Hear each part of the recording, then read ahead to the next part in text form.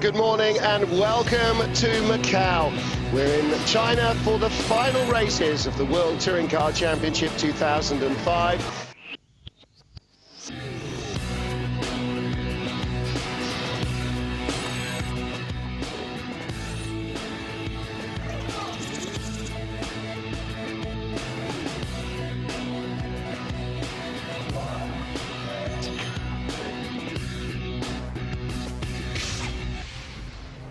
Up lap. It'll be led by Andy Priaulx with Andre Couto, the local hero, alongside. The Macanese will certainly be hoping that Couto, although he was born in Portugal, here from Portuguese extraction to a family based in Macau, he is very much seen as a local hero here. There are some Macau drivers in the Formula 3 race as well, but no other Macanese making the grid for the World Touring Car Championship. There were a number that were entered in the Asian Touring Car Championship group, but unfortunately none of them managed to make the qualifying cut.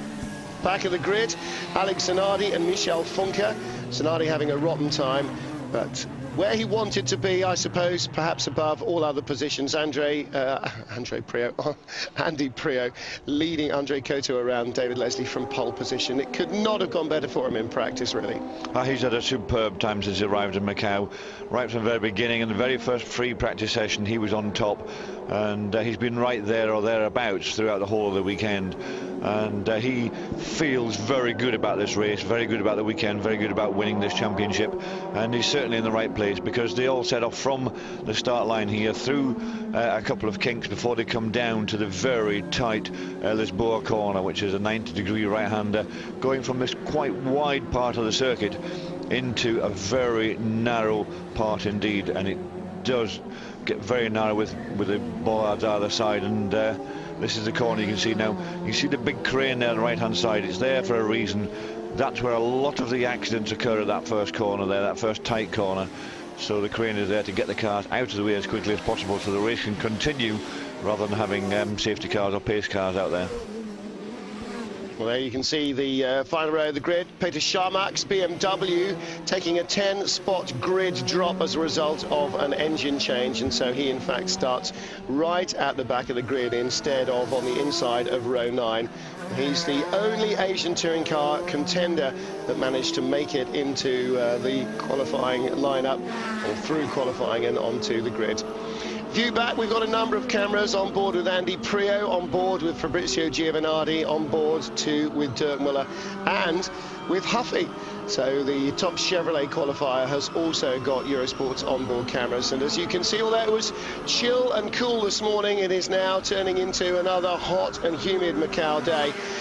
And this two-natured racetrack, really, David Leslie, this section, as you might imagine, if you imagined a racetrack around the streets of Hong Kong that British fans are probably likely to know a little bit better, you would imagine this: narrow streets, tall buildings, windy up and down, and then down across the New Harbour front section, long, fast, flat-out blinds with some very big ballsy corners there. But this is not a slow section of the track. It's still very quick here, all the way up and all the way down to this hairpin.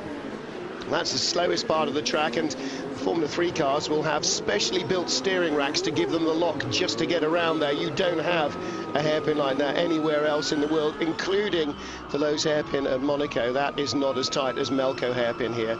Down then, this very fast drop at speed towards perhaps the second or third biggest accident potential spot, the fast right-hand kink at Fisherman's Bend, as you can see, lined either with concrete walls or metal barriers all the way down. It is the East's answer to Monaco, and it is every bit as demanding of the driver and the car, isn't it?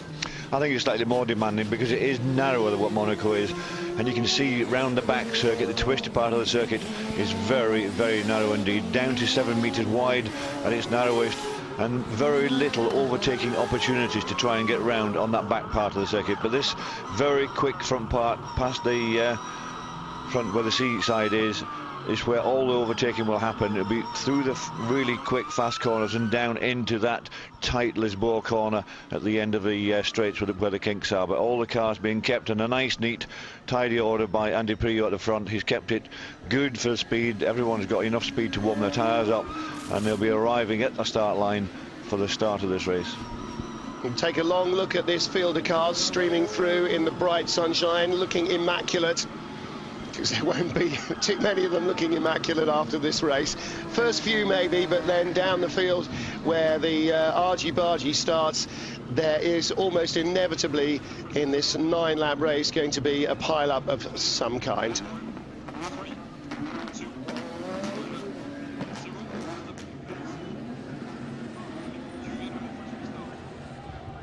Cars are on the grid for the penultimate race in the World Touring Car Championship for 2005.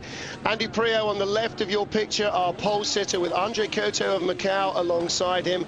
Augusto Farfus third for Alfa Romeo. Nicola Larini fourth, the best Chevrolet qualifier. Our other championship contenders, Dirk Muller in fifth, Fabrizio Giovanardi in 8th place. They chase Priaulx in race 1 of 2 here. 18 laps of the Macau Gear Circuit to decide the world champion. It's Muller by 1 point from Priaulx and 5 from Giovanardi. As their lights change, away they go. Fast start as ever from the BMW.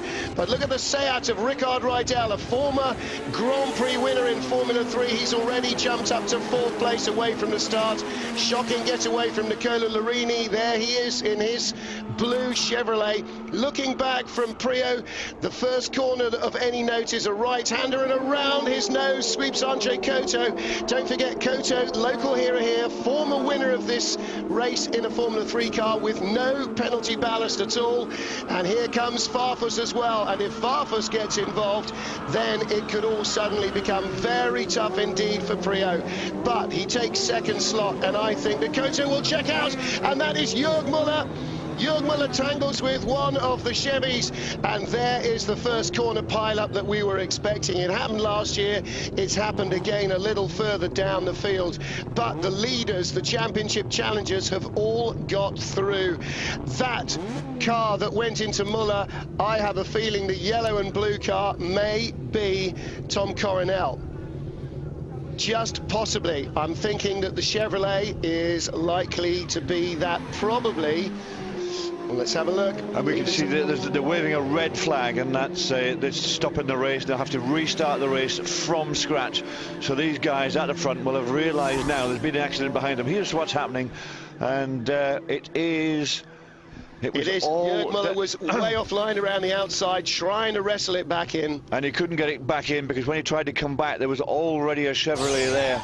And that's what set the whole thing off. But it was Jörg Muller who hit the barrier first and caused the problem.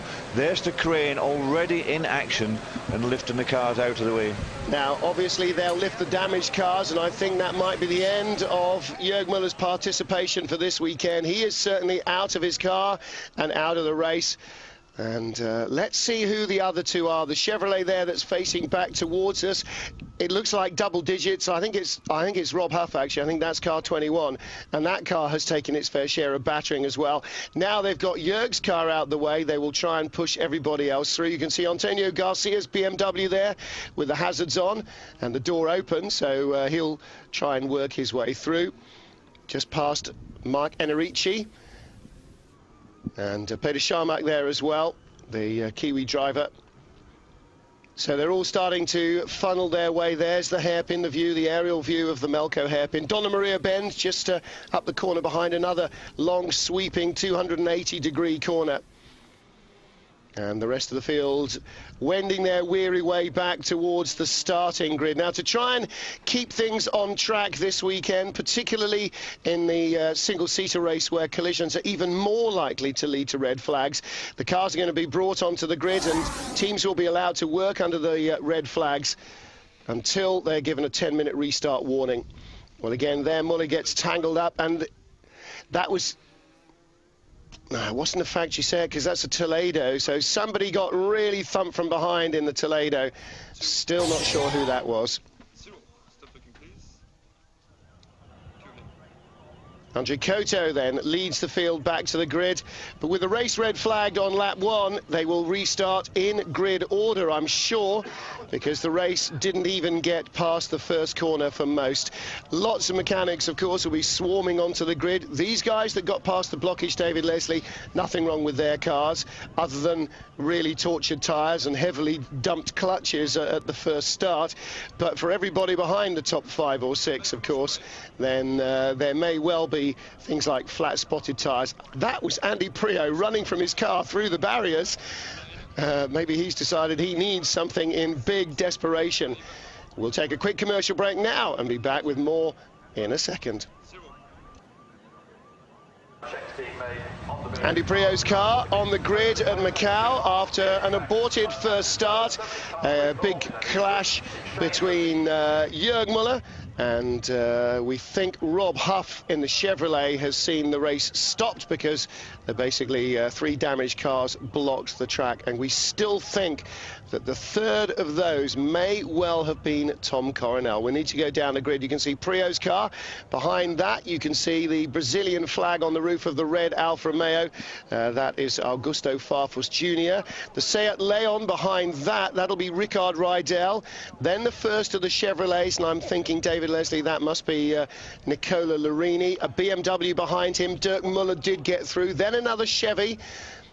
And then the Alfa Romeo behind that. Which would be Giovanardi. That is Giovanardi. So, as we suspected, our 3 championship challengers have got through. They were ahead of that bottleneck, all of them. I'm pretty sure Giovanardi was. We didn't see him in the bunch behind Jörg Müller and what I think must have been Rob Huff. And unfortunately, I'm pretty sure Tom Coronel, who is aiming for the Independence World Championship trophy here. And I think that Coronel's race is over. Yeah, looks very much like he was the one, the Seat car that was missing.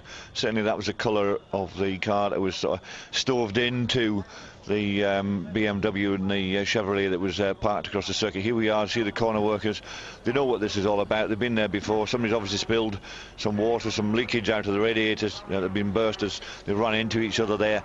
And they've been out with the concrete dust, sweeping it down to try and dry up any fluids there. Fluids are always very slippy, so we're going to try and get rid of that slippiness. But the concrete dust will sort of disappear very quickly the first time through. But as everyone goes through over the top of that the first time, there will be lots of dust around, and everyone's just got to try and make sure they can see out the other side of it. But a lot safer than leaving fluids onto the circuit itself. But the corner workers already got the circuit cleared. All the cars that were damaged have now gone off that circuit, and the circuit's being prepared very quickly. So as soon as they can decide what to do and what position to get these cars back into, and we can only think that it will be in the exact same order that the race started, the original grid order is all I can think of. First car round, of course, the car that passed Andy Priaulx off the start line before the first corner. It's now Andre Koto. Well, here we are again, replay in the barriers. Jörg Müller, just the slightest slide, and then he got tagged with the Chevrolet you saw there, and that turned him nose into the barriers. And from there on in, if you nose into those tyres, you bounce across the track out of control. And I'm afraid that Tom Coronel is not going to take the Independence World Championship. I think he was there, and I'm pretty sure it will have been his fluids all over the place, because he went in straight in hard and fast. Back of the field here, Peter Sharmak, that's that white BMW on your left. You can see Michel Funke's Ford, Andrea Di Michele in front of him. Those are the last 3 cars shown on our timing screens. There is no Jörg Müller. Oh no, there is Jörg Müller. Jörg Müller is still shown on the timing screen. Yeah, our timing screen. Is Coronel, but I thought perhaps it might have reflected who'd gone through the timing beams later on, but it's still showing them as no laps. Let's get down then and find out what's happened to Jörg Müller from Charlie Lamb. Charlie Lamb, a huge accident in not even the first lap of this last race in Macau. How is Jörg Müller? Jörg as a driver is fine, but obviously we are very disappointed having lost Jörg so early in the race. Well, but I guess that's racing on that type of circuit. And we were unlucky by another car on the entry to Lisboa that caused him to go sideways, and so the accident happened. I imagine a circuit like this one, a road circuit, is very dangerous and also unpredictable. Yes, it was just one of the circumstances, and okay, we have to cope with it, and we have to look forward to the race now. And now there is also a lot of pressure on Dirk Müller just by himself to try and hold the championship. Yes, but he's a strong driver and he can stand the pressure. Thank you. He is a strong driver and he can handle the pressure as well. And if you think back to last year's championship finale, David, a very different circuit from this, one that was wide open but even more unknown to the teams then when they went to the desert for the final championship race. Sand all over the place and just the most bizarre sequence of incidents and accidents all over the place that at one stage looked like they're going to take both our championship contenders out of the race, and in the end sort of almost did, but they sort of scrambled through and we had a result in the end. And Macau, it's going to be the same again. Now, Charlie Lamb saying that Jörg was offline because he'd got thumped from behind. On the right there is Garcia, on the left behind Muller, and Huff on the grid would have been Coronel. And it's possible he got tapped from behind by Tom Coronel, and I'm pretty sure that Tom Coronel was there as well. Now, the new rule here is that after a red flag, they will be restarted behind the safety car in the way that they finished, and that looks like it's going to appear in race 1 as well. Andre Couto, you managed to overtake Andrew Pirro in pole position quite early on in the race. A lot happened behind you. Does that make you nervous about this race? Well, not really, because, you know, at the moment I didn't see anything behind me. You know, I have to push, that's it, you know, just focus on my race, and the others are the others. Just, yeah, just focus on me. Now, are you also here to help Fabrizio Giovinardi, seeing as the championship title is here to be fought today? Yeah, of course, if I can help, I will help. But at the moment, I don't know where is he. So, you know, just wait and see. Does coming from Macau help you a lot on this track? Well, I really don't think so. These guys, they've been here quite a few times. The only help is the atmosphere. It's, you know, I have a lot of people supporting me.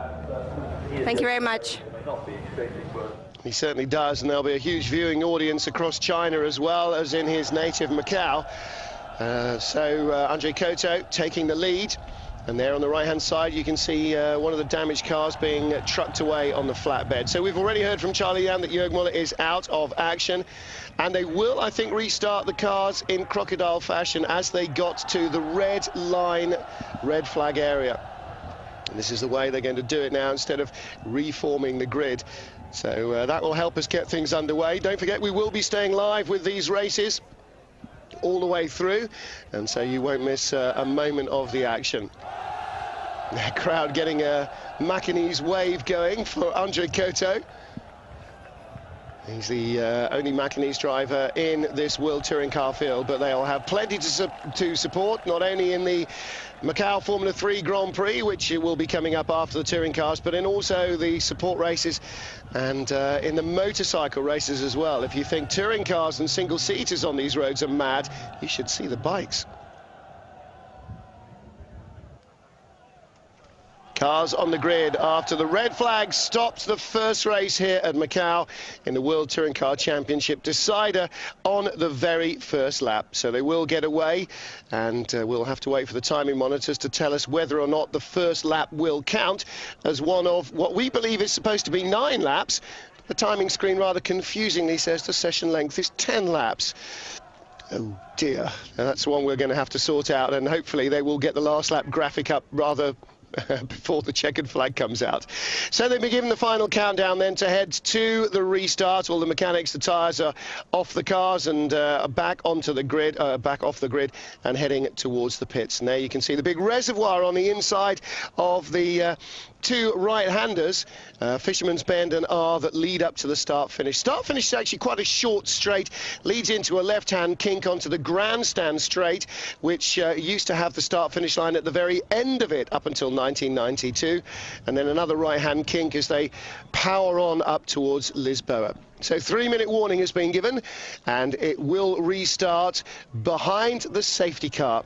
And they will then go in crocodile fashion. They'll be released by the safety car, and obviously they'll be in line astern, which hopefully will reduce the number of potential impacts. David Leslie. Yes, that hopefully will reduce all the impacts when we get back to that same corner. But the rule seems to be, as we're looking at it, that as you get back to the start line, that's where you will start.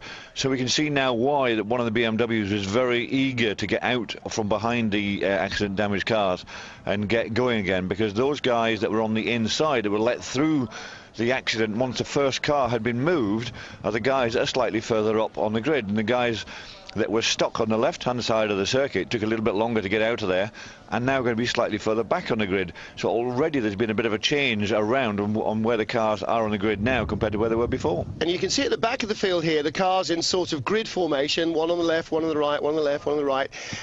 The team's not actually reading the new regulations very accurately. The teams at the front are in line astern. The real front runners know what the rule is for the restart. Where you get to the red line, that is where you restart. And as you said, although we are not racing back to the grid, because that is the shortcut to instant disqualification. No question about it. Clerk of the course won't be taking any of that monkey business. Well, here we are then on the tight and twisty streets of Macau. You can see just, I mean, how reminiscent of the approach to Casino Square is that. It is so many parallels with Monaco, this track, of course. Narrow, unforgiving, bumpier than a bumpy thing. Barriers just waiting to suck you in.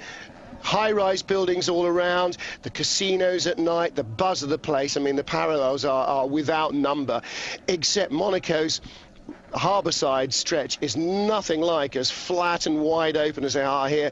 I mean, Formula 1 cars would be hitting 200 miles an hour going down to Lisboa, which is why the race here, the Grand Prix, is only for Formula 3 cars, because 170, frankly, is quite fast enough with a 2-litre engine. Imagine a 2.4-litre Formula 1 engine around here at 24,000 RPM howling. I mean, nobody would have eardrums.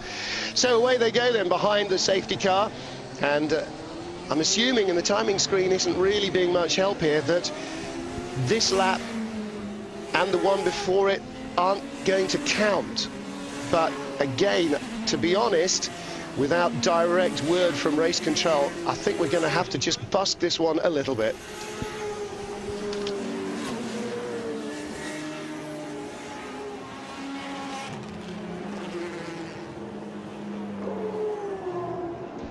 The sights and sounds of the World Touring Car Championship field warming their tyres for the second time in as many laps, nearly.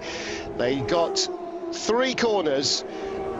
Some of them got 2 corners safely out of their way before the race was stopped, and it was the difference between 3 corners and 2 corners safely completed that stopped the race. Andre Cotto leads Andy Prio. Augusto Farfus there in 3rd. Ricard Rydell in 4th. Top Chevrolet pretty much has got to be, well, I would have thought Nicola Larini, man, maybe it's Alain Menu now. Maybe he got ahead of Larini after Larini's poor first corner. There is Rydell, certainly. It is Alain Menu as well. Then Dirk Muller. So that means the only other Chevrolet in the field then will be the rather tardy Mr. Larini. Didn't get away quickly. He's ahead of Giovanardi, then Antonio Garcia, Heisman, Stefano D'Aste. Darn, we were just getting our lineup there going. Now then, resumption lap is on our timing screens, and the race is being shown as being 1 lap old. So that is at least something that we know, and it does give us a race order as well, and confirm that Cotto, Prio, Farfus, Rydell, Menu and Dirk Muller were our top 6, with Larini and Giovanardi 7th and 8th. So all our championship contenders, Prio 2nd, Dirk Muller in 6th, and Giovanardi in 8th are still present. Now, we were talking to Andre Cotto on the grid there, David Leslie, asking if he was going to try and help Fabrizio Giovanardi. Well, from the outside of the front row of the grid, of course, he's done the very best thing he could do to help Fabrizio Giovanardi, which is try and deny Andy Prio maximum points. Where he is compared to where Giovanardi is, and he's down in 8th place, then all he can do is to try and take points away from the championship contenders, and that's to try and take points away from Andy Prio. So he very much needs to stay out there, be in 1st place, place, and that's his best opportunity to try and help Giovanardi. The big worry at the moment, I have to say, is the man in third place, Augusto Farfus Jr., because so many times this year we have seen him run into other vehicles, and especially at Imola when he ran into Alex Zanardi when Zanardi was on for his first podium finish, and that sort of thing we really don't want to see, especially on the last event, and especially if it contains one of the championship contenders. And unfortunately, the Arch Championship contender right in front of him is Andy Priaulx. Yeah, Farfus does have a blue-white colour blind. You've heard of blue-green. Well, blue-white means you can't see BMWs in front of you.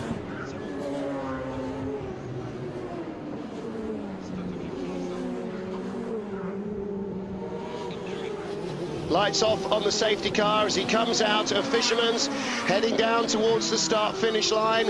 And we are ready to pick up the action now as they go back to green in round 19 of the FIA World Touring Car Championship. And Andre Cotto immediately nails it, and Andy Priaulx too, to get away from the man chasing him. And that is Augusto Farfus Jr. Cotto leading for Alfa Romeo, Priaulx second, and Farfus in third. Rydell fourth for Seat as they come through Reservoir Bend onto the grandstand straight down towards the old start-finish line. Another fast, flat-out right-hand kink at Mandarin. 8 laps to go, so we are officially on race lap number 2 now. And Priaulx closing up behind Cotto in the draft, and there's a move there from Dirk Muller. He's trying to come alongside the Chevrolet in front of him, and he's got the run there that he needed on Alain Menu, and I don't think Menu will contest that. And Cotto has put himself off and rolls back into Giovanardi's way, and somehow Giovanardi and everybody else threading their way through. Well, Cotto, David, one glance too many in the mirrors at Priaulx, and he went off on his own. Yes, Priaulx just put himself in that position. He looked as though he was going to go down the inside. Cotto obviously looked at his mirrors, braked a little too late, couldn't get it stopped, straight into the tyre barrier, and that's handed the lead of the race to Andy Priaulx. Andy was on pole position. This is where he wanted to be. This is where he's going to be happiest during this first race here at Macau.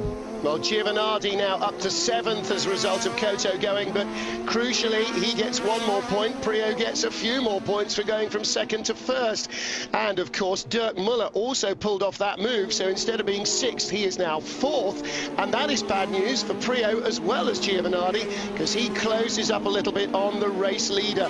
Don't forget, Muller is the points leader by 1 over Priaulx, by 5 over Giovanardi. Neither of Muller's rivals can afford to finish behind him. They must both get in front of him, if not in this, in the other race. Cotto then into Lisboa, just outbrakes himself in the most classic manner. But look at the way that he rolls back. Get your foot on the brake, man. Nearly took out Giovanardi. Giovanardi got through there by a whisker, and Farfus all over the back of the BMW in front of him. This is the view back from our race leader, Andy Priaulx. Farfus in 2nd, Rydell in 3rd. In fact, it's not Farfus behind a BMW we saw there, because it wasn't Priaulx's BMW, it was the all-white one of Dirk Muller. And does that mean that Giovanardi's got past Larini as well? I think it probably does. Let's have a look as they come to the line. No, he hasn't. No, we've got 2 Chevrolets nose to tail slightly further back there in 5th and 6th place, but Andy Priaulx out front with Farfus, and he's not having a good time as Mr. Cotto, is he? Well, the front end of the car was pretty much monumentally stoved in. I don't suppose that the braking was doing too well. He may well have gone off there on his own fluids. Across the line then, after the end of lap 3, Andy Priaulx from Augusto Farfus by a gnat, with Rydell in 3rd place, a former winner of this race, Ricard Rydell, as was Andre Cotto in Formula 3 cars. But look at this, here comes the unenviable or welcome sight, perhaps, of Augusto Farfus looking to make a move on Priaulx, the race leader, and all that quick dry out there. Oh, that's Giovanardi! Oh, that was close. Garcia's looking to make a move up the inside as they go up towards, well, the lead is climbing San Francisco Hill now, heading to Maternity Bend, and then into the Solitude S's, named after the famous German or Bavarian Grand Prix track in the forests around Solitude. Heading downhill now, down Faraway Hill. Oh, and Giovanardi surviving by the skin of his teeth. He's got Garcia all over the back of him. And And Priaulx similarly under pressure. It's the best thing that Farfus can do, of course, for his teammate, is to really worry the race leader and hopefully try and get by him. Ricard Rydell's looking strong in third as well. I have to say, I wouldn't count him out as being potentially getting into this battle as the race progresses. I think Ricard got a very good car. The handling of the car is very good around the back part of the circuit. Maybe not the quickest car in a straight line. We know that their engine hasn't always been as good as that of the BMW or Alfa Romeo, but certainly on the twisty bits around the back, he is catching these two lead cars. And so he could be, you know, a real force to be reckoned with, and further back in fourth place and not looking as though he's making the momentum to catch these three in front as Dirk Muller. Then you get one of the Chevrolets, then we've lost one of the Chevrolets. I'm not sure which one we've lost. Then we've got Giovanardi, Garcia, and then another BMW following that up. Yeah, we had Menu and Larini together there, and we certainly lost one of them, and the timing screen, I'm afraid, will only update itself at the end of every lap, so we will have to wait and see till we get a bit of a visual clue. But Rydell, as you said, David, all the way up and down the hills, right, sucking his way back up behind the Alfa Romeo. Now the lead trio as one. This is where Rydell needs to use the toe, and Farfus is going to be watching the mirror as well as trying to watch Priaulx. Farfus gets the toe from Priaulx, and Rydell gets the toe from Farfus in the inset picture there. I think you see just how much quicker the BMW and Alfa Romeo. They're pulling away from that Seat down the straight. We've always known that Seat doesn't have quite the power of these other two cars. But look at that, just straight past the BMW goes the Alfa Romeo. That's how much power that's got down the straight line. And we've seen that off the start line when Couto went past the BMW. But Andy's all over the back of that Alfa Romeo. Maybe he's going to try and do the same thing to him, just harrow the back of him, and hopefully another Alfa Romeo will make a mistake. Well, Farfus, of course, only with 20 kilos penalty ballast, and Andy Priaulx running into the back of him as Farfus didn't get on the gas quickly and get off the corner well. That's the BMW's advantage here, of course. Great drive off all these little corners, but Rydell closing right up under braking. He's all over Priaulx now. One thing is for certain, though, Ricard Rydell will not want to do anything that jeopardizes the championship. He's behind Priaulx, but just ahead of Dirk Muller, and so he's in a really tough position because he won't want to give away positions, but on the other hand, he won't want to force Dirk Muller into the wall trying to defend against him, or Priaulx trying to pass him. So it's a really tough balance. Farfus, frankly, probably hasn't got that much spare capacity to think about things in such detail, but Ricard Rydell definitely has. Farfus, though, with 40 kilos less penalty ballast than Priaulx, and the slipstream and the power of the Alfa Romeo slingshot engine, manages to get by, and Priaulx in second position now, just climbing all over the back of the Alfa. But we saw in Valencia a well-driven Alfa very hard to pass, even in a much quicker BMW. What you see now is an Alfa Romeo not going probably at full speed, with Farfus at the front, trying to hold everybody back to allow Giovanardi to catch this group up. Augusto Farfus leading the race with 6 to go here in Macau. Round 19 of the World Touring Car Championship, and his stalling tactics have allowed Fabrizio Giovanardi to catch the race leader. In the pits, one of the factory Seats, and that's Jorge Gené. We saw him go off in the morning warm-up, and he's obviously got a bit of a legacy of that. Augusto Farfus took the lead from Andy Priaulx after Andre Couto, who was the leader at the restart after the red flag, just went straight off at the first corner, and Farfus doing everything in his power to hold up the race to allow Fabrizio Giovanardi, his teammate and Alfa Romeo's only championship hope, to catch the lead group. And Giovanardi has, but again, as soon as they get on the straight and Couto really has to open the taps to stay ahead of the BMW, Giovanardi's dropped off the back of the line. With 60 kilos, Gio can't keep up. With only 20 kilos, Farfus can stay in front. And this time with Andy Priaulx behind at the beginning, he's got the slipstream on Farfus. He's going to try and tuck himself right in behind there to get as much speed as possible to see if there's any chance of having a slingshot into the corner. But what he's trying to do is harrow the back of that car. He's got the right line, his Andy. He discovered when he came round that corner before. Farfus was a bit slow at it, but he ran into the back of him, and this time, you know, he's right on his tail. He's going to really try and put him under pressure to try and make a mistake on this back part of the circuit, the really twisty part of the circuit, where it's very narrow, and that's going to be very difficult. There's little or no opportunity to try and overtake someone, but there's certainly a big opportunity to try and harrow the back of them so that they make their own mistake. onboard view of Priaulx and showing how different a line the Alfa Romeo is on. The Alfa Romeo is clinging to the inside everywhere. He's not looking for speed here. He's just trying to block any possible overtaking maneuver. Out of Lisboa, the first real corner here, you could see Priaulx try to cut to the inside. He had better acceleration, but a weave from the Alfa Romeo just shut the door on him there. And that is the big problem with this circuit, is that a really recalcitrant driver can stop a much quicker car getting by. Just as at Monaco, overtaking places are few and far between. And now Ricard Riedel will start to close in from third, Dirk Muller from fourth, and at the moment actually Dirk Muller doesn't need to do very much, because as they are, he'll outscore Giovanardi. He'll only drop a point or two to Priaulx, and if the grid is reversed from these positions at the end of race one, he'll be in a position to outscore Priaulx and only drop a couple to Giovanardi, and with that he will take the World Championship. So Dirk Muller does not need to push. Priaulx and Giovanardi both must. In fourth place, Dirk Muller rather, is pretty much safe, because I don't see Nicola Larini behind just centre punching him in the back bumper into any of the corners. No, I can't see that sort of thing happening, not when points are at stake, and that's what they need at the end of this race. These guys going for the championship, and all three of them are in this first large group of cars, and each of them know they have to get through this race, they have to finish this race to get some good points before they can then enter the second race and really try and clinch this championship. So Augusto Farfus Jr. leads for Alfa Romeo, and Andy Priaulx right behind him. Ricard Riedel in third, Dirk Muller fourth. The pale blue Chevrolet, that's Nicola Larini. Not quite sure why we lost Alain Menu, but he's down in ninth place now behind Duncan Heisman in the second RBM car. And again, Priaulx's got a good run going, but again, as they come up towards Lisboa with the slippery surface flags out, it's going to be impossible to go around the outside. Car tried to cut back to the inside, but I'm sure that was Farfus having an extra stand on the brakes there to really make sure he hogged the inside line and Priaulx could not cut back. And again, up San Francisco Hill, he's all over the Alfa Romeo. But David, unless something happens to Farfus, this is the way it's going to finish. He can hold off Priaulx from here as long as he keeps his nerve.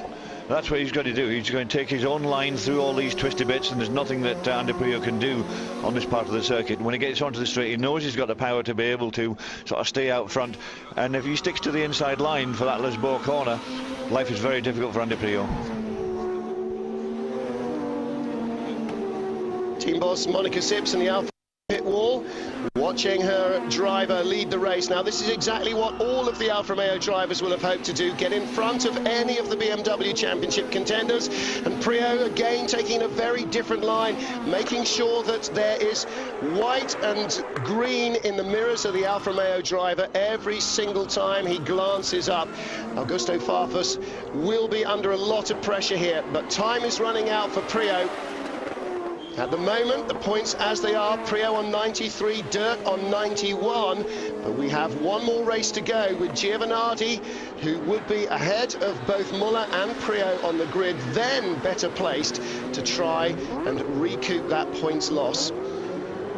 So it's a real battle of nerves. Priaulx coming here with the stated intention of just racing as hard, fast and fair as he could. One of the things that I think was rather unfair is that Alfa Romeo were able to give a drive to Andre Coto. No problem with that, local hero, why not? But that Coto came in and with no penalty weight whatsoever was able to put his car in the front of the grid, and with no penalty weight was able to take points away from the championship contending BMWs. There used to be a rule in the European Touring Car Championship that a first-time racer who wasn't signed up for the whole season had to come in with maximum penalty ballast, and I think that should be the case again, so you don't get lots of dodgy flyers coming in the last couple of races. 7 down of 9, stroke 10, depending on who you believe. And Augusto Farfus still narrowly ahead of Andy Priaulx, and Priaulx, David, as close as he's been all the way through here, through Mandarin. He's really pushing hard. He knows it.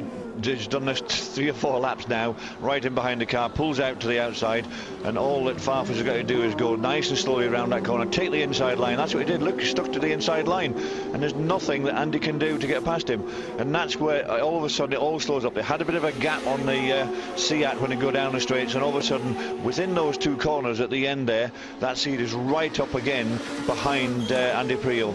But right behind there's a big queue of cars. There's Smuller, there's Larini, there's Giovanardi. Giovanardi's now trying very hard to get past that blue Chevrolet. And he needs to as well, because he's losing this tactical battle despite Farfus trying to hold up the BMWs. Now we saw a big lock-up there from Farfus. He got over the brow at Faraway Hill. Andy Priaulx flashing the headlamps on full beam. And did you see he almost had a full overlap between Lisboa and the right-hander that leads them on to San Francisco Hill? He very, very strongly got alongside, and Farfus is really feeling the pressure. And Priaulx here is trying to push again as they come down Moorish Hill, and again a big lock-up from Farfus. And David, of course, the heat and all of the effort that's building up in the tyres, in the front tyres only of this Alfa Romeo, are going to start to tell. The longer the race is, the more pressure Priaulx can put on, the worse Farfus's hard-working front tyres will be compared to those on the BMW of Priaulx. And that's what Priaulx's got to try and exploit, really pile on the pressure and force Farfus into locking the wheels and overcooking his tyres, and then hopefully somewhere not being able to stop, and hopefully then Priaulx being able to miss him. That's the idea, but it's going to be very difficult indeed, because if Farfus sticks to his line through these twisty bits, then there's not a lot that Andy Priaulx can do. And then we know, we've seen it lap after lap, the minute they get onto the straight, it has got very good performance in that Alfa Romeo, and it really has the legs along the straight. So Andy just has to get tucked in behind it and do his best to try and get past. But every time you come back down to that corner, that Lisboa corner, Farfus takes the inside line. All he's got to do is take that inside line, and that stops you from getting past. You can't go around the outside there. Dirk Muller very close to the barriers through our bend there, very close, and he's got Nicola Larini all over him. I tell you what, Farfus can pull away from Priaulx with only 20 kilos, but look at Giovanardi, lap after lap, he can't get by Larini. The engine brake that has been given to the Chevrolets because of their older style engine has really helped. Look at Larini, he's all over the back of Muller. He really wants to make a move, and he's just left Giovanardi, I mean, leaving an Alfa Romeo behind us. Priaulx again gets the overlap on the run up to Lisboa. Oh, and Larini, don't punt him off. For goodness sake, I know he's a former teammate of Giovanardi, but he's not in a red car. He doesn't have to subserve himself to Giovanardi this time. That was close though for Dirk Muller, a little too close. And Priaulx that time, that's what he's got to do, is make the pass before they get to Lisboa. Somehow, I don't know how. Looking back from Dirk, there's Nicola Larini, Giovanardi behind them. And Larini really has got nothing to lose, because, you know, he's not in a championship position. What he's got to do is try and get the best possible finish for his team, the Chevrolet team. They're brand new into World Touring cars this year, and for them to be up fighting at the front like this come the last race of the season, that's really a big step forward from them from when they started. They weren't very good at the beginning of the season, but now they're really going quite well. So he needs to hang on to the back of that BMW to say, look, we can do what they can do.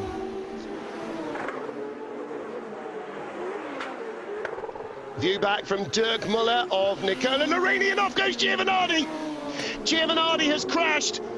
Giovanardi, the third man in the championship triumvirate, is out of the race, and his weekend is over. Look at the mess at the front of the car. The number 6 has gone off very heavily indeed. That is down at the bottom of Moorish Hill, I think, down towards, they head down there towards Donna Maria. That is the Moorish Hill corner, and Monica Sipp sees her title hopes gone. And then Nicola Larini just ahead of him. Giovanardi just losing concentration there. He's tried to move the car. Look, he's trying to drive it somewhere, and I think that's probably just to try and get it out of the way. He must know, David, that the car from that impact is going no further. You can see there's a massive impact on the front. There's also some damage on the back. And I'm just wondering who was behind him in order that, you know, they didn't sort of catch the back of him. So the two guys behind were Garcia and Heisman. and we're not sure. But there's the car. He has got it out of the way, but look at that. That's where he's gone into the front. There is no front wheel. There is no front suspension. There's nothing on the left-hand side front of that car, and he's dragging it round to get it away from where it is. Maybe he feels he can fix it. Maybe he doesn't realise how much damage there is, but also in the back. He does now. It's a big hit in the back as well. Yeah. He's dropping fluid all the way around the circuit as he's going around the circuit. And that must be oil, because it would have come out all in one go if it was water. Now again a move from Andy Priaulx. He's trying to make the move early. You saw Monica Sips very chatty on the radio as Dirk Muller looks for third place from Rickard Rydell. Couldn't quite do it there, and Priaulx didn't have enough of an overlap on Augusto Farfus. Well, Farfus now free to race for himself, because there is no more Giovanardi. David, it will take them all week to repair that. Tarquini's car seemed from the outside to be less damaged, and they couldn't repair that. They've got lots of spares now, maybe from Tarquini's car and all the others that they will cannibalise, but I don't think they've got the time, and frankly there's no chance in race 2 that Giovanardi could get enough points to win the title now anyway. It is all done for Alfa Romeo as far as the Drivers' Championship is concerned. Giovanardi 12 points adrift at this stage of Andy Priaulx. It's now down to Mario Tyson's 2 men, to Andy Priaulx in 2nd place and Dirk Muller in 4th, to duke it out as last year in the final race between themselves. That's right, it's just down to these 2 BMW guys, but we did say that the back of Giovanardi's car also had a hit, and the car that's gone missing is Heisman's car. Now, Heisman was the guy who, remember, who's in this weekend for the first time. He is with the RBM team, the team that runs Andy Priaulx. He's Andy Priaulx's teammate, but it looks like his weekend is now over as well, because he must have hit the back of Giovanardi's car, and he's now disappeared off the time scoring board as well. Well, that's very unfortunate indeed. Clearly we didn't see the start of the accident, only the end of it, but there will be an awful lot of angry words in the Alfa Romeo camp if Andy Priaulx's teammate for the weekend has punted off Giovanardi. Imagine the boot being on the other foot.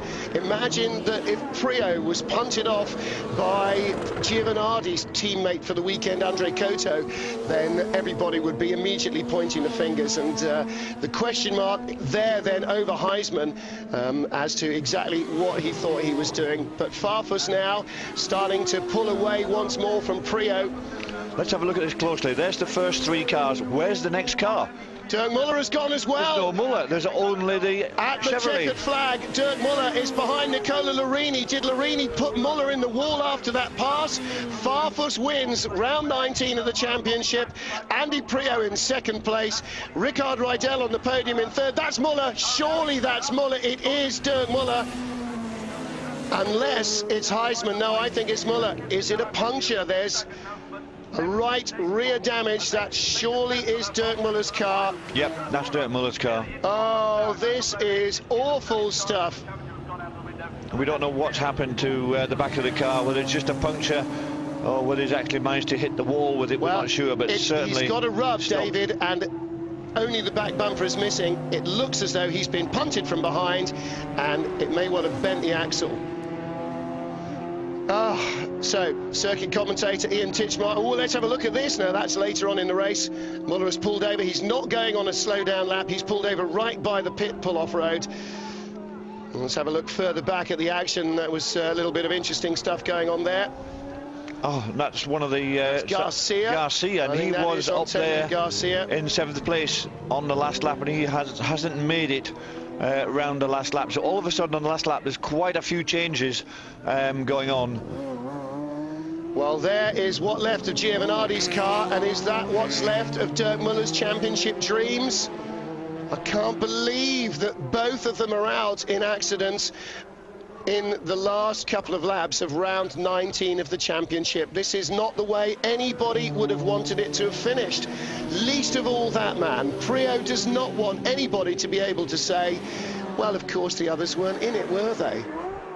No, but they were in it. They were in it all the way through this race, and you can't say that, you know, somebody else had a hand in whatever they did. It looked as though Giovanardi went off all on his own, to be honest. I would say he's hit the barrier, bounced back, and that's where Heisman's probably caught the back of him, because Heisman wasn't that close to the back of Giovanardi that I can remember.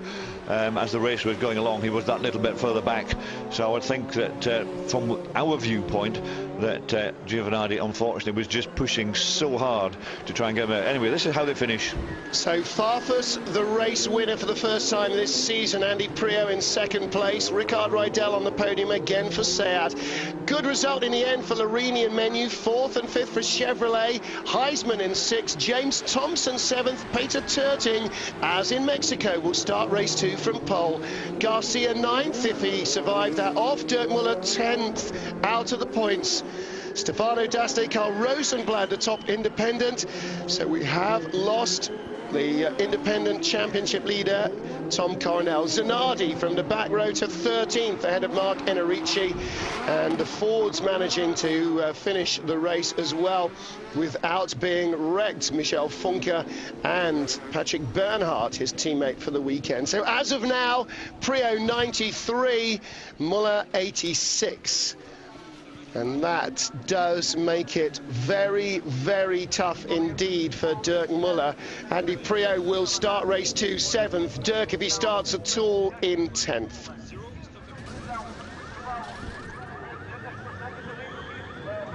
Augusto Farfus Jr. then, our race winner here. And Farfus has had a singularly up and down season. The last race weekend, he claims his first win of the year. And behind him, Andy Priaulx in second place. Well, Farfus looks happy with himself. And he's done everything he wanted to do and everything the team could have asked of him. He took maximum points away from Priaulx when the man who had originally done that, Koto, went skating off, and he resisted pressure from the Guernseyman. Media delegate Fabio Ravioli congratulating Andy Priaulx there. And Priaulx did a good job. Farfus kept it clean. He could have put Priaulx in the wall any number of times that the Guernseyman tried to get alongside him. But David Leslie, he wasn't going to make it easy. He didn't allow Priaulx to pass, but he could have put him off half a dozen times or more, and he didn't. That's right, and that was always a worry, because we know from previous altercations with Farfus Jr. that he's had a number of people off, and he didn't do it this time. He did what Alfa Romeo wanted him to do. He tried to take points away from the other contenders in order to try and help Giovanardi, but unfortunately Giovanardi didn't score any points there. Neither did Dirk Muller, and that's why Andy Priaulx is now top of the list. And the championship points situation very much favours Priaulx. Essentially, Giovanardi won't win it, can't win it. He's too many points behind, and also he doesn't have a car. And secondly, Dirk Muller, starting from 10th, essentially needs to win race 2, with Andy Priaulx failing to finish to stand any chance, realistically, of taking the championship here. It's not done, but Priaulx will be feeling less pressure for race 2. Talking to his race engineer, Sam Vase. And Barmampe, of course, the man who runs the team. They have worked so hard over the last 2 seasons. A single car setup against the 2-car teams. And the BMW Team UK crew will certainly be breathing a big sigh of relief after that first one. Priaulx topping up those vital fluids. Let's give him a chance to do so. We'll catch up with our drivers after this short commercial break. Welcome back to Macau with the forlorn sight of Dirk Muller and his BMW being towed back off the track by a course vehicle. After the first race, he finally made it to the line in 10th place. Augusto Farfus Jr., the race winner. Andy Priaulx just behind him, harried him all the way. Priaulx had red in front of him on every lap of the race after being passed away from the start by Andre Koto from the outside of the front row. At the restart, after Koto went off, Farfus then got past Priaulx and held him up, but in the end it was to no avail. Fabrizio Giovanardi, the only Alfa title contender, went off, and the car wrecked on 3 wheels. He tried to drag it back to the pits, it wouldn't make it. Dirk Muller looking absolutely disconsolate there. His car also victim of a last lap incident, and it seems that there may be a lot of damage to his car. They'll take it back to the Schnitz pits and see what they can do with it. But I rather fear that Dirk Muller may not be in any position to contest the championship into this year's final race of 20. Well, we came here to Macau with 3 drivers in the hunt, separated by just 5 points. And of those, it's the defending European Touring Car champion, Andy Priaulx, who is now our points leader. And there he is. Dirk Muller having a quick word with one of the Schnitzer mechanics. But he's heading back to race control, perhaps back to the garage to have a ponder as to what can be done. There's Duncan Heisman's car, a little bit of damage on the front. Certainly doesn't look like he ran heavily into Giovanardi's car. I'm wondering whether perhaps he did run into the back of Giovanardi under braking. There you can see the green on the top of Andy Priaulx's car, the man in the white shirt, the tall figure of Bart Mampai, the man who runs RBM, the team that runs the BMW Team UK entry for Priaulx. And on the podium, Rickard Rydell, third and joking about taking the top step. Second position, Andy Priaulx. And our circuit announcer, Ian Titchmarsh, one of the world's great alphaholics, celebrating the fact that Augusto Farfus is on the top step, even if Giovanardi's championship challenge is gone. Samara Sips coming up to represent the Alfa Romeo racing team and take the manufacturer's winning trophy. And in a moment we will have the Italian national anthem in honour of our race winner. Independence Trophy winner, that will have been Stefano D'Aste's BMW in 11th place, just ahead of Carl Rosenblad.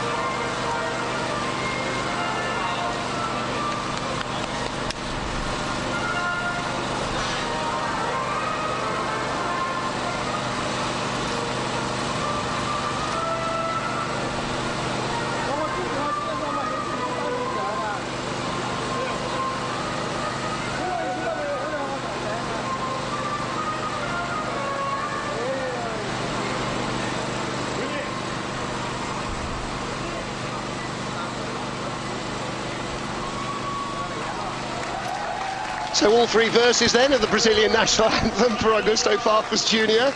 It's the driver's anthem, of course, Martin, you're thicky, and not the car owner's anthem. So he wins, and Stefano D'Aste takes the independent win. And with Tom Coronel failing to make it through that first corner crash that caused the red flag, that means, David Leslie, that we now have potentially, well, not potentially, I think unofficially, but uncatchable in terms of points, an Independence Trophy world champion for the first time ever. For the first time, that's going to be Marc Henrique. He finished 3rd in the points in this race, and that gave him 6 points to add to his 102, pushing up to 108, and there's nobody within 10 points of him.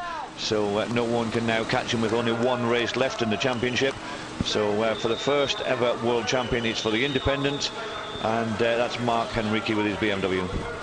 So Tom Coronel's hopes of moving from 3rd in the table to take the win dashed by getting caught up in the first corner clash, and it's possible. We hear that Jörg Müller reported he'd been hit from behind. Well, the man who came through behind him on his side of the road was Tom Coronel. It's just possible, in fact, that it was Coronel who was the architect of his own undoing. But Enrici leading Giuseppe Ciro coming here by a handy margin. and he takes that trophy 21 points ahead of his closest rival, with 1 race and a maximum of 10 points left to go. So our congratulations then, not unfortunately to the man on the podium, Giuseppe Ciro, who it looks will be the season runner-up. Possibly, if he can stay ahead of Carl Rosenblad, who he leads by 1 point, but to Mark Enerici. So already, Dr. Mario Tyson has 1 championship winner in the Drivers' Championship. BMW move 1 step closer in the manufacturers as well. And Andy Prio another step closer to the Drivers' World Touring Car crown. And the only other World Touring Car Championship, of course, won in 1987 by BMW, by Roberto Ravaglia, and then by the Schnitzer team of Charlie Lamb. Well, they didn't have their season finale here in Macau, but certainly Schnitzer and BMW were on top then. And unfortunately, it looks as though they're unlikely to win it with Schnitzer this year, but BMW very definitely looking a shoe-in for all 3 categories. Manufacturers' points favoured BMW coming in here, David, and although Farfus has won the race, how many other Alphas did we get in the points scoring positions? None is the answer, I'm afraid. And only one BMW. Oh no, Thompson was in, he was 7th. So that's good for Alfa Romeo. So in fact, Prio was the only BMW in Heisman. Duncan Heisman was the other one. He was in there, so he scored some points, but BMW... So honours pretty much even between the 2 manufacturers then, yep. One way and another. Yes. It constantly staggers me how many times you can get drivers on the podium year after year after year in their careers, and the photographers are always going, would you all please stand together so we can get you in 1 shot? Everybody looking for the garlands, and the Michelin Independence Trophy there going to Giuseppe Ciro. No, that's to D'Asti. Stefano D'Asti, rather, yes, yep. Indeed. And he's stood there all that time. I've said Giuseppe Ciro now 3 times, haven't I? Yes, I do apologise for that. Stefano D'Asti, the BMW, the Independence Trophy winner. And he stood there the whole time waiting.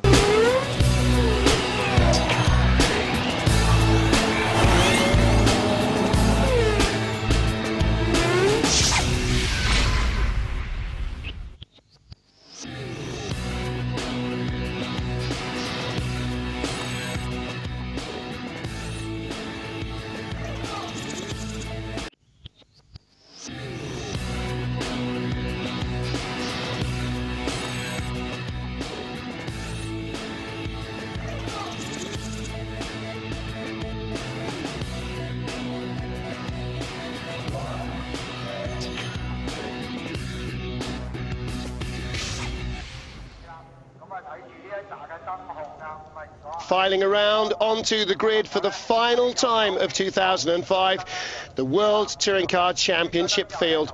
Pole position for this 20th race of the season, Peter Terting in the Seat Leon, alongside him fellow race winner James Thompson from Great Britain, who will join the Seat team for 2006. Duncan Heisman, Alain Menu on row 2, Nicola Larini, Ricard Rydell, row 3.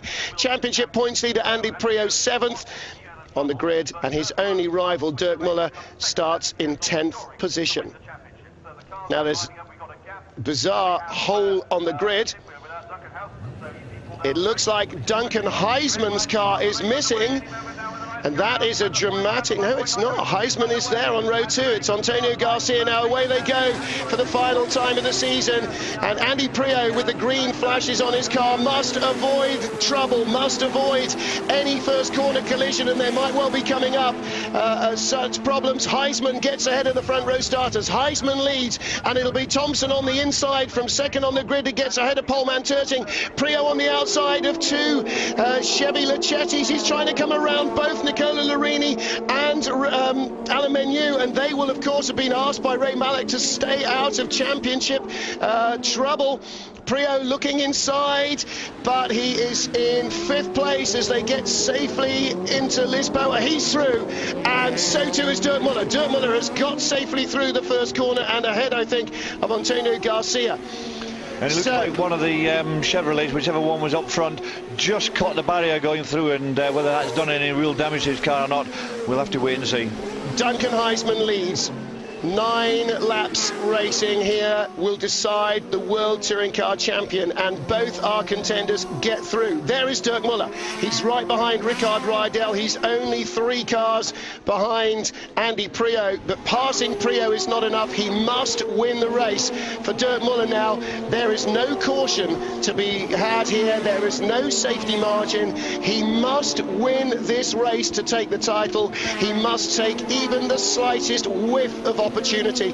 But Heisman, with no success ballast, with no penalty for being a late arrival to the championship, and in a 320i run by the team that also runs our championship leader, is checking out and heading to be first in the queue for the airport check-in.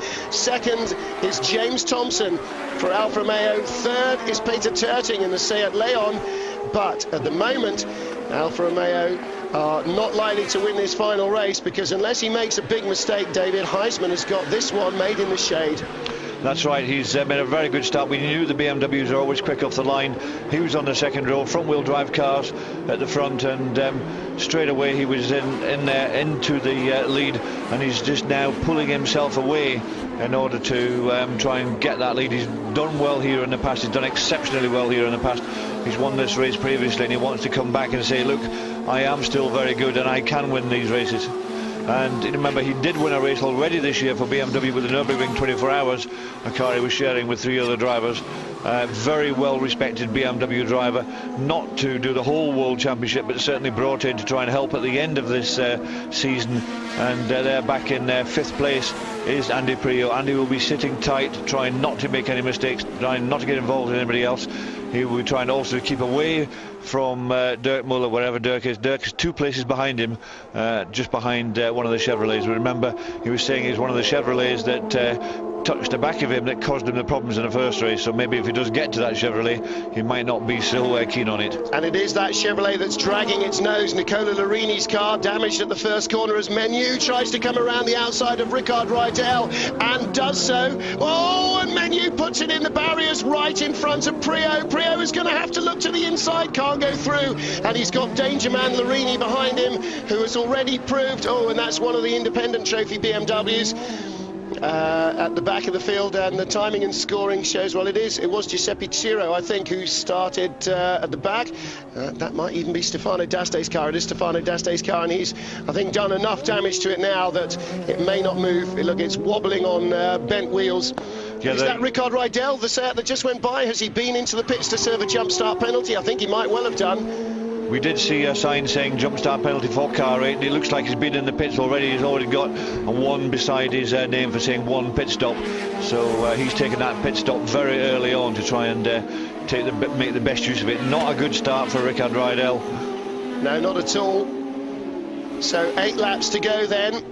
Duncan Heisman leading James Thompson, Peter Terting in 3rd, Alan Menu in 4th, Andy Priaulx in 5th. But has Menu's car suffered any long-term damage from biffing the barriers? Not, it seems, at the moment. Nicola Larini 6th, Dirk Muller now 7th and in the points with Carl Rosenblatt, top Indy driver behind him, and Augusto Farfus in 9th place, Alex Zanardi 10th.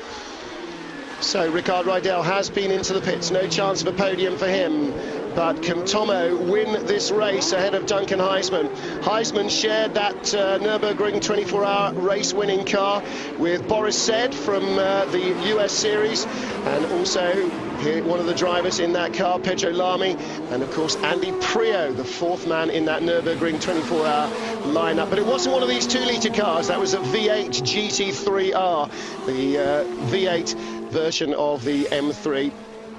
Priaulx then now latching on to the back of Peter Terting, and that means Menu has gone adrift. So Menu has gone adrift, and that means that Priaulx's gone up 1, and so too has Dirk Muller then. He's now in 6th place. No, it looks like Menu's actually moved up ahead of Indeed, yes, you're 2 right. Chevrolets are still there, so Menu's moved ahead, and Menu's now hit that tyre wall on the outside of Lisboa. So where's twice. Thompson? Thompson is the one who's gone missing then, because there is no red car behind Heisman's car. There is Menu with Thompson's Priaulx gone. and Larini. Yeah, so Thompson has gone. And is that Thompson's red car we can see struggling back there, or is that Farfus? I think that could probably be Farfus, but you can see... Oh, and off goes Dirk Muller. That's it, championship over. Andy Priaulx will win the World Touring Car Championship 2005 as Muller skates off at the Lisboa corner. The crane will come in to end his race weekend. Charlie Lamb there on the left in the headset will not win the driver's crown this year either, having come to the last race as the championship leader. And there is Andy Priaulx's wife, and I'm sure Dirk Muller's wife will be in tears as well, but for diametrically opposite reasons. The whole Priaulx family there. His father Graham before him, a British hill climb champion, and from the Schnitzer team pit wall off goes Dr. Mario Tyson to offer his congratulations, because no matter what happens now to Priaulx's car, if he doesn't finish, it don't matter. Priaulx won't know yet. He will know, of course, because Bart Mampai would have told him on the radio, Muller is out, Muller is out. But Priaulx won't have seen yet the damage, and he probably won't even see Muller's car, David. It'll be gone before he gets onto the straight next time round, but he is the champion. That's right, and Muller's car, you can see the corner workers already connecting the straps to it to lift it out of the way so the race can continue. But yeah, I'm sure Bart Mampai has been on the radio to say to Andy exactly what's happening. So Andy has got a race to himself. He can do whatever he wants in this race now. He can push hard, he can cruise along, whatever he wants to do. It really doesn't make any difference with his two championship rivals that came into this weekend, both out, both had accidents during this very tight, very difficult circuit. Then that's left Andy, who's kept his nose clean to take this championship. He has got one more move to make. If he can pass Alain Menu for second, then Heisman, I'm sure, will allow him to win this race and the championship in style. Duncan Heisman leads the 20th round of the World Touring Car Championship, and as Fabrizio Giovanardi in round 19, Dirk Muller in round 20 has put his own car into the barriers and taken himself out of any hope of winning the championship. Our new champion is Andy Priaulx, who runs third in this race and is catching Alain Menu down the straight. There is Mario Tyson heading to the RBM crew. He congratulates Bart Mampai, but even as he does so, Bart's desperate to watch the screen to see if Priaulx's putting in a move on Menu, because if he can move up to second place, it's only his teammate Duncan Heisman in front of him. And oh, Larini really fighting hard, desperately hanging on to that position ahead of Peter Terting. He's just got by Terting for that fourth place rather. And Larini, like Menu, desperate to try and win a podium position for Chevrolet. Menu's not going to give this one away easily, David. It would be something for Ray Malek's team to take a podium away from the last race of the year. They haven't had that much success so far. No, they haven't. They're new to the series this year, and they really have worked hard to try and get there. And Menu will be desperate to try and keep that BMW behind him. He wants to finish on the podium position. He would much prefer to finish in second place rather than third place. But a podium position was the target for the Chevrolet team when they came into the series this year. They haven't yet made it. This is the last race of the season, the 20th race of the 2005 World Championship. And this is an opportunity for Chevrolet to get onto that podium, to get their target for the year. And if they can do that, it'll be Menu who does it. Now, he's right on the ragged edge. We've seen him twice already catch the barrier when he's going round this very tight little circuit, and he is pushing right on the limit, trying to keep it back. And there's Rosenblad with the Crawford car going off, the Crawford Doors sponsored car. So he's got too excited somewhere and managed to make it into the barrier. Hopefully he can get it into reverse, pull it back, and then get himself off to a safe place. If not, I'm sure a crane or something will arrive fairly shortly to take it away. Well, he was in 8th place. There's Eric Nair for the far side there on the Chevrolet pit wall, man who carries the can here, as well as Ray Malek, of course, on the engineering side. Well, Menu in second place at the moment. And David, although Andy Priaulx caught him all the way uphill and down Dale from Lisboa to Fisherman's, from here on, this Chevrolet is looking very good in a straight line. He pulled away from Priaulx last lap, and Priaulx, I think, is going to get dropped here as well.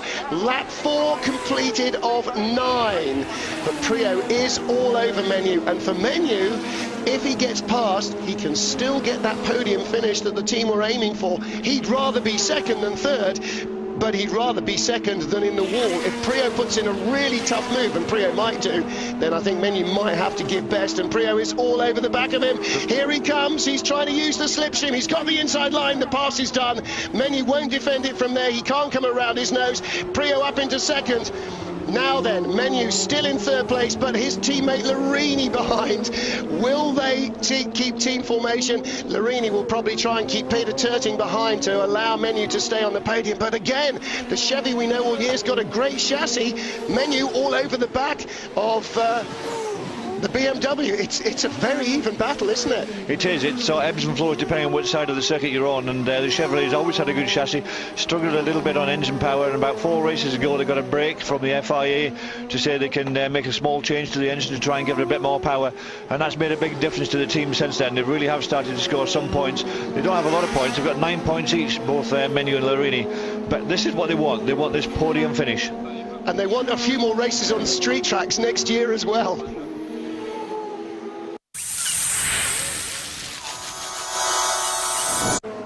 Back live in Macau, just in time to see the end of a big pile-up. 1 Chevrolet, 2 independent BMWs in there, and another BMW. That's not Dirk Muller's car there, is it? And through goes Rickard Rydell. We may have single-digit number of finishers here at the end of this race. Before now, we only had 14 running cars. Duncan Heisman leads the race. Andy Priaulx in second. Alain Menu third. Nicola Larini fourth. 5th place, Peter Terting. 6th place, Augusto Farfus Jr. 7th should be Alex Zanardi with Jorge Canet in 8th. And then it was Bernhard Di Michele, Huff and Sharmak were the 4 cars, I think, that were all tangled up in that big multi-car pile-up. Now, David Leslie, having passed Alain Menu for second, the obvious thinking is that Priaulx will then have his teammate, or Heisman, his teammate in front of him, will pull over, maybe either of his own volition, but maybe after a message from Mario Tyson says, could we please let the champion win the race and do it in great style. The important thing for Priaulx was to drop Menu, because when he had Menu on his back bumper, there was no way that they were going to mess around trying to shuffle positions without that clear air behind him. And Priaulx's done that now on the last lap. He's left Menu a second and a half behind him. That's right. It'd be very difficult to start and move around positions if you had somebody else right on your tail, because if you got that wrong, then all of a sudden you could lose both places, and you could end up with the Chevrolet out front, and then an even bigger job to try and get past it. Because remember, these races are short races, and there isn't time to sort of mess around, basically. And certainly still on this back part of the circuit, you have to say that this Chevrolet, very, very quick indeed. Yes, the BMWs are quicker in a straight line. They always have been all year long than what the Chevrolets have. But what we didn't realise early on was that Hoff was up there and running again, so he obviously got his car fixed from that first corner incident in the first lap. But certainly he's been involved in another incident along with a couple of other cars, and there's the yellow flags being waved quite viciously to say, look, there's a problem here. There we come round the corner. Very tight indeed, because all those cars, there's 4 cars now in the wall at the end there. They put a safety car out 5 laps, 6 laps into, just coming up to the end of the 6th lap into this race. Out comes the safety car, so all these cars are now going to bunch up. We know Larini's there right behind, we know Terting's there, but just behind that now is that Alfa Romeo. The first of the Alfa Romeos is Farfus Jr. And then when they start slowing up behind the safety car, you're going to get the other people catching up. You've got Zanardi and Genet right behind that. Yeah, we will have all 11 runners in one line. The first of the Alfa Romeos, for which read obviously the only red car still circulating, because the only other one that started the race was Thompson, and he went off a few laps ago. So the safety car once more getting a few more laps of the circuit in, and it is Duncan Heisman, Andy Priaulx, Alain Menu, Nicola Larini, Peter Terting and Augusto Farfus. We've seen a lot of Bert Mampai on the pit wall during the season. We've heard from him a couple of times. Now I think is the time for Catherine to get down there with the camera and see exactly how the BMW Team UK team boss is feeling.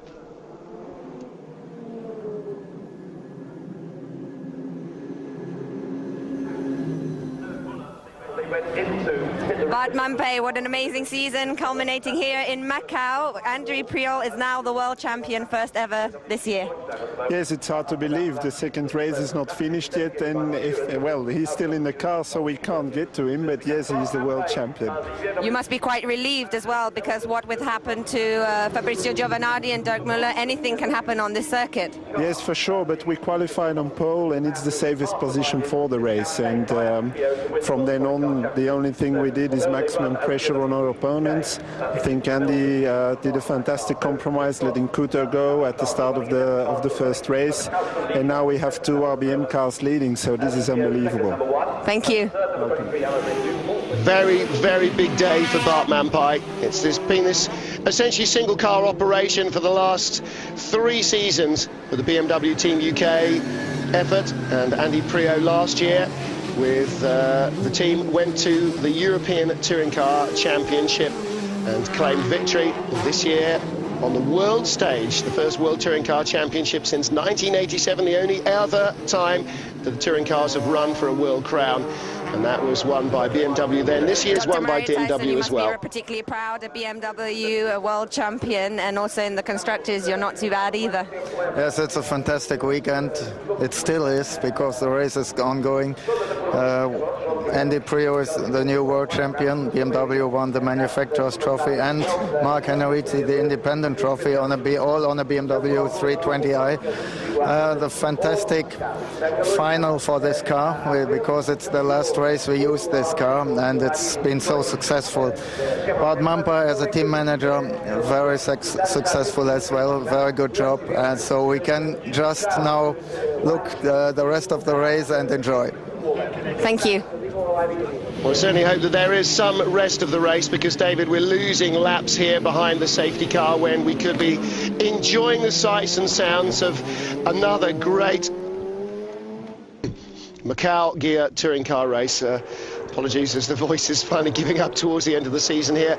Race 20 then, as last year, the final race of the championship is what saw the title decided. And last year again, when we went to Dubai, there was cars going everywhere, all sorts of freakish accidents, and that's why the championship contenders, all 3 of them coming here, knew that nothing was done until the final checkered flag had flown. And in the end, as with last year, coming from behind Dirk Müller, Andy Priol coming up with the title. So now 2 consecutive crowns, but it's going to take a while. Little worried that this race might actually finish under yellow, and that would be a real shame for the end of the season, that we at least get 1 final racing lap to celebrate our new crown champion with. I'm pretty sure that the people around here, the corner workers, marshals, will be able to shift those cars. They're very good at shifting cars. They know it's a street circuit, they know how tight it is, they know they've got to work very quickly indeed to try and get the cars out of the way. You can see one's already on a transporter and gone. I would have thought they would have been pulling out some sort of vehicle to tow the other ones out of the way, rather than trying to lift them a full lift like you've seen in the one car that's disappeared already. The one that's slightly further on against the wall, I think they may even leave that, but certainly the 2 that are sitting crashed into each other, Rob Huff's car and one of the privateer BMWs, still need to be moved. So yeah, unfortunately, yes, we're losing a couple of laps of racing laps, and when they do get going, remember you've got Chevrolet's trying to get their first ever podium finish, and you can see the side of that car is well bashed, and that was Menu at the beginning of the race going into that Lisboa corner. Twice he clattered the tyre wall on the outside of that corner as he was going through, right on the limit. He's trying his hardest to make sure that Chevrolet get their target for the year, which is to finish on the podium just once. So behind the safety car, the 2 RBM cars racing Bart Mampay, Duncan Heisman, who's joined the team just for this weekend, and our newly crowned World Touring Car Championship winner, Andy Priol. So the champion lies second, Menu and Larini third and fourth, with 6 laps completed now. This is the end of the 7th lap. 2 more remain in the 2005 World Touring Car Championship season. And then, of course, the race for the 2006 crown begins the moment the checkered flag falls. There's Ray Mallock with the headset on. And, well, he does look as though certainly if the safety car stays out, they'll get their podium. If it doesn't, I think they'll get their podium as well. And as you said, David, that was their target in year one. Same as Seat, let's get on the podium. Final race of the year is cutting it fine, but hey, let's take it and let's use that to build on 2006. And that's what everybody will be doing from here on in, is working towards 2006. All the BMW teams with a new car to learn how to set up and how to develop for next year. No Alfa Romeo, Chevrolet coming back, extra strong threat from Seat, lots to ponder.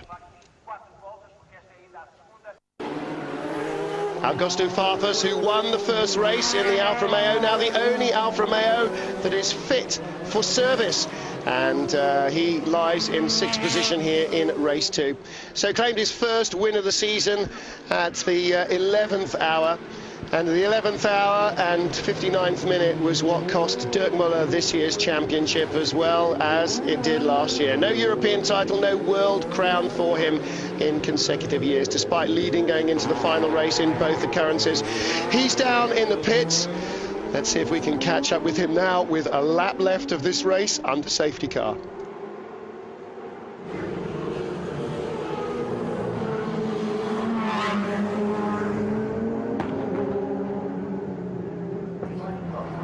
Dirk Muller, first of all, thank you for answering questions. It's a pretty difficult time for you. You must be so disappointed. Well, I mean, actually I lost the championship also last year because of an incident, and this time I got pushed out by a Chevrolet. And, you know, at the moment I cannot judge it, you know, why this happened, because I had a really perfect first race, and, you know, everything was under control for the second one. And, you know, that incident happened quite early in the race, and then I got also bad luck in the final lap then, when the drive shaft just broke out of Macau. And, you know, this is somehow things you cannot manage, actually, and it's really disappointing. And I mean, congratulations to Andy again. I mean, you know, to lose it again in the last round, and with such things, actually. And I hope that, you know, maybe Nicola is coming to me and to apologize for that, because that is in Melco, where it's full course yellow, or where it's yellow all the time. You know, it's not fair. It's not, but I don't know if it's any consolation that you know you drove very well right up until the end, and that the only thing was that it was bad luck. Yes, well, I mean, you know, we had a good year, and so that's more or less, you know, what I can say about that, actually. And just finally, what about your memories of this season as a whole? Finally, you know, this is the last moment is almost the moment which stays in your mind, and I don't feel very happy at the moment. But otherwise, you had a good year, you had the birth of your daughter, so you can go home to your family. This is something I'm really looking for, and hello to you too, and I'm really looking forward to fly back tomorrow and to have my family around me here. Thank you. Bye. Bye. So, tough year indeed, and David Leslie, as he says, Dirk Muller's memories going into the winter will be of the last race, and probably not the great wins, but the disappointment of the final race. So, a tough way to end, no doubt about it. Coming here, trying to put last year to rights, where he lost the European Touring Car Championship in the final round through no fault of his own. And here again, as he said, at the Melco hairpin, and on the run down to it from Donna Mario, yellow flags permanently through the race. To be hit there is really very careless indeed.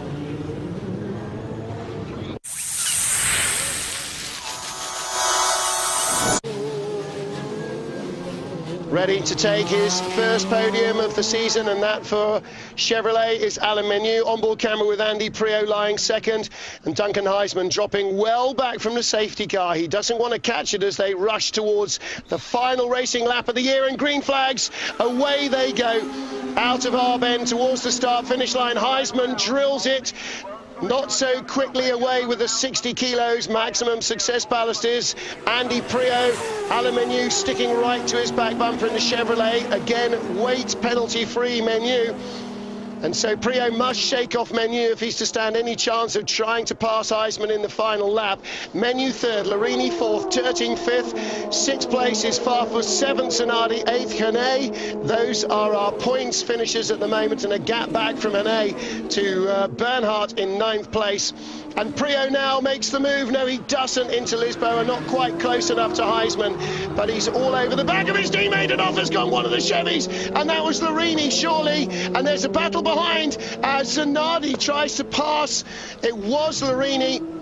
Straight off a Lisbon. Oh dear, mixed emotions here for the team, the comedy of it and the disappointment of it, not having a 3-4 finish, but they've still got one car in a podium. Never mind that, never mind them, let's see the thank you leaders. So Menu in third, and there was action behind. Farfus is fourth, Zanardi is fifth, and in sixth position Peter Terting. So Farfus and Zanardi both passing the set away from the restart, and Priaulx, David, is placed that if Heisman wants to, coming down towards Fisherman's or down towards our out of Fisherman's maybe, he can let him go by. Here, not the place to do it. On the way down towards the checkered flag, he can pull over and let Priaulx win the race and the championship in style. That's right, these two have now on this lap managed to pull themselves away. Menu was right in there in third place, and I think Larini was trying very much to hold the rest of them back in order to give Menu a better space, and unfortunately he was trying a bit too hard, locked the car up, went straight on at that corner, and that put everyone a bit further back away from Menu. So you can see Andy checking his mirror, see where the other car is behind. It's now a long way behind. It's not something he has to worry about. All he's got to worry about is what's happening in front of him. What's Duncan going to do? If there is something going to happen, I'm sure they've been told on the radio. Both of them will know exactly what they've got to do. And they're in third place, a little bit further back. You can see the Chevrolet, and quite a nice little gap between second and third there for Andy. So he knows exactly where he is, coming towards the end of this race. Here they come onto the straight. So we'll see now exactly what happens, whether there will be a move for Duncan to let him past, or Duncan will simply say, well, you know, I've come along here to help, and help I have, and I will take the win whatever happens. But I'm sure there will be Bert Mampire on the radio to say exactly what's going on. But they've gone past the start and finish for another lap, because we've been told now, looking at our timing screen, that it's now 11 laps. We started with 9 laps, then it went to 10, now it's gone to 11, and maybe they've decided that we'll give an extra 2 or 3 laps at the end of this race to have a racing finish to what's going on. But if there's a pass coming up, this is where it will probably be. There's a yellow flag. You cannot overtake under a yellow flag situation. Well, that's all because of Nicola Larini's car, and the slippery surface flag is out as well. Maybe Larini got caught out on oil. Priaulx was shaping up there, wasn't he, though, for that pass? He won't particularly have known that those straight on into the barrier marks from Larini were there. The car was out of the way. So checkered flag then. This time round it would seem green flags as they come down towards the Solitude S's on this unique motor racing circuit in the World Touring Car Championship, the only street race of the year. They've had a variety of Grand Prix circuits and others, including the Roval, of course, at Pueblo in Mexico, and now the championship decided on the streets of Macau, so long one of the magnets for touring car drivers.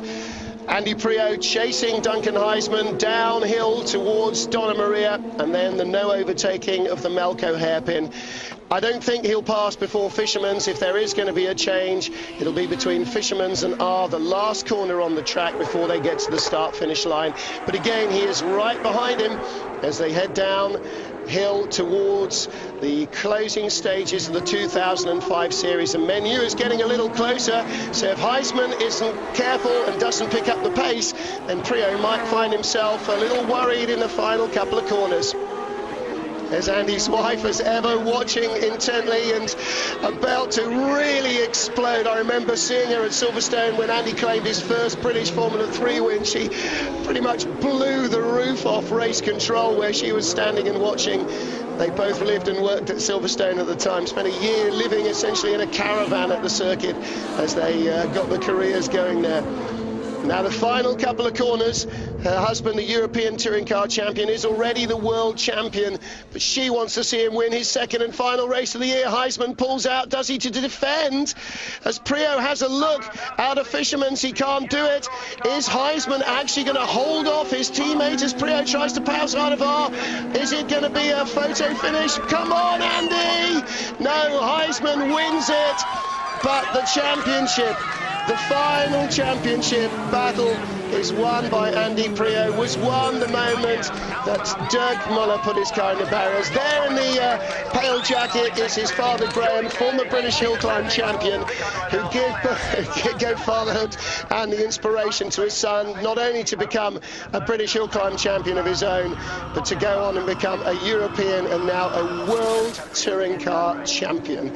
What a fantastic result for the family from Guernsey. What a fantastic result for RBM and BMW Team UK. David Leslie, again, as with last year, the championship going to a cliff-hanging finale, and the RBM team claim a 1-2 result in the last race of the season. You've got to say the RBM team have done a fantastic job. They've run one car for most of the season for Andy. They came along here with an extra car for Duncan Heisman. Duncan knows this circuit so well. He's won here before. He's won here 3 times before. And they picked the right person to come along and try and help Andy. The other drivers that were involved in the championship managed to make their own mistakes one way or another, while Dirk certainly had problems in the first race when somebody caught the back of him. He didn't in the second race. He managed to make the mistake all on his own and go straight into the tyre wall, and that was the end of that. So great move for Andy. He's now got both the European Championship in 2004 and now the World Championship in 2005, and he's going to be one very, very happy chappie when he gets out of that car. Well, let's hope that he finds some room on the big, wide-open stretches of the track to have a bit of a Zanardi moment, because there could be nothing better for them than for him to have a huge celebration in the car that has taken him to this World Championship crown. And a good weekend for BMW, the Drivers' Championship, the Manufacturers' Championship, and Mark Enrici, lest we forget, although he didn't finish this race, he was in that big 4-car pileup that caused the safety car period. He did win the Independence Trophy as well in a BMW 320i. And there's Mario Tyson, we heard say earlier, the last race for the 320i. Next year there will be a new BMW model to contest and defend the World Touring Car Championship in all classes. So the final result in the end, 2 extra laps of racing to decide it. No real changes apart from behind the top 3. Augusto Farfus in 4th, Alex Zanardi in 5th, Jorge Canet in 6th, all getting ahead of Peter Terting at the restart. And the 3 Seats, 6th, 7th and 8th. Terting obviously with some problem with the car in the closing stages because he was powerless to resist. And the only man to score over a ton, Andy Priaulx, 101 points. Dirk Muller, who came here leading, in 2nd place. Fabrizio Giovanardi, the 3rd man, finishes 5 points behind Muller as he started the weekend. It's Priaulx, the big winner of the weekend. No points for Giovanardi, no points for Dirk Muller. 18 points out of a possible 20 for Andy Priaulx in the final race of the year. I beg your pardon, 16 points for Priaulx in the final race of the year. So a fantastic race weekend here. 2 second-place finishes. First behind Augusto Farfus in the Alfa, and secondly behind his teammate Duncan Heisman. So Priaulx did everything he could have done, everything he needed to do, and in the end, David Leslie, as in the final race of last year's championship, it was bad luck and circumstance that took Giovanardi and Muller out of the race. You have to say they've driven well all year long, both of them, and no one deserves any bad luck at all. But unfortunately, when you come to a circuit as tight as this, we've got 9 finishes in this race. We started the first race with 27 starters, and that shows you what the dropout rate is, how difficult it is to get round this very, very tight circuit here in Macau. And it's just taken such a big toll on all the cars that are out there. And to come and get a finish like Andy has, he's got his 2 second places. That's got him a championship nice and comfortable at the end of the day. But coming into this race, like last year, he came in not in 1st place but in 2nd place, but he's gone away with 1st place, and I think he's done a superb job. But don't take it away from 2nd and 3rd place from Dirk Muller and also from Giovanardi. They drove well all year long, and it wasn't until the very last event that the championship was lost for them. And the gossip is that British fans might be seeing a lot of Giovanardi next year if Vauxhall succeed in signing him to lead their team. Cars coming into Parc Fermé, and right at the back of the queue will be the one that everybody wants to see. And Alex Zanardi will remember well how he felt at Oschersleben with his first World Touring Car win. Well, Andy Priaulx has won a race in the World Touring Car Championship, only one this year, but he's won the title. He's had a couple taken away from bad luck. And there, the Priaulx family, the RBM team, BMW Team UK, waiting to greet him. And Andy Priaulx, the World Touring Car Champion 2005. Only the second in touring car racing history. The first was Roberto Ravaglia, won in a Schnitzer BMW back in 1987. And as they go into Parc Fermé, of course, all the final checks will be made on the car. So everything unofficial until it's all been decided. Don't go inside. Stopping everybody coming into Parc Fermé, and we will wait till we see our drivers on the podium, and then of course we will hear from our top three. Race winner Duncan Heisman, second place man Andy Priaulx, and Alain Menu in third for Chevrolet. Again, a big red letter day for Chevrolet. Priaulx making sure that there's at least one bent panel on his car, the roof, as he gets up to celebrate. And our camera crew will get in there. Catherine and the camera going in. Let's see if we can grab an instant word with Andy Priaulx, the new World Touring Car Champion. Bit of a long queue to congratulate him. Bart Mampai is the first. Mrs. P is the second. Oi, you out. No, I'm the world champion's wife. What a rude and arrogant man that official is. That's not any way to treat a woman in any circumstance. So there is Duncan Heisman, the race winner, and then he gets the kiss from the missus. Andy Priaulx, amazing, congratulations. How do you feel? You look so full of emotion. How do you feel? I cannot describe anything. I want to thank BMW, I want to thank RBM, I want to thank my family. My daughter has missed her birthday for 3 years in a row. I love you, Daniela. I love you, Seb. I'm missing you lots. I just want to dedicate this championship to a good friend of mine, Will Hoy, who died many years ago. And still thinking of you, mate, and thanks very much. Now, 2 podiums in the same day, World Championship. It must have been a perfect weekend for you. Yeah, I mean, I knew that I needed to qualify well to have a chance to win Macau. And although I haven't won Macau yet, I've won the championship, and that's enough. How are you going to be celebrating tonight? A lot of beer, a lot of champagne, with my family, with my friends. That's where I want to be. Once again, well done. Thank you very much. Well, congratulations indeed to Andy Priaulx. Look at that, Alex Zanardi offering his congratulations. Of course, he knows what championship titles are all about. And he will be celebrating here without the kids, but with his wife, his mum and his dad, and the family that is the RBM team as well. You are looking at a group of people in the early stages of some very serious hangovers. Well, so many congratulations to be had, and so well deserved. And he never let his spirits flag. He had some tough races, he had some bad luck during the season, but the Fat G BMW driver has not only put in a lot of time and effort, but a lot of dedication as well. So in the end, as ever, only one man could win it, and it was Andy Priaulx of Guernsey.